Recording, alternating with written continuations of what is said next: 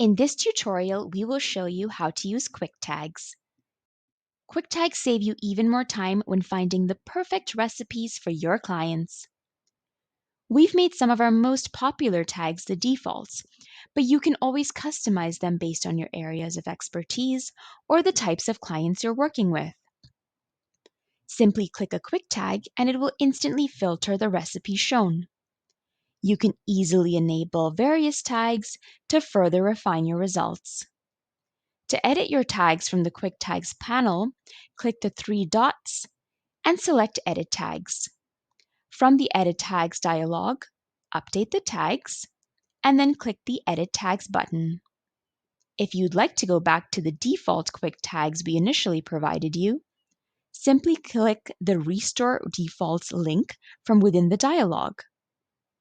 Quick tags also work together with any filters and bookmarks. Set your quick tags along with any other filters to search for recipes. Once the recipes have been filtered, click Bookmarks and create the bookmark link. And that's how you can save even more time using quick tags.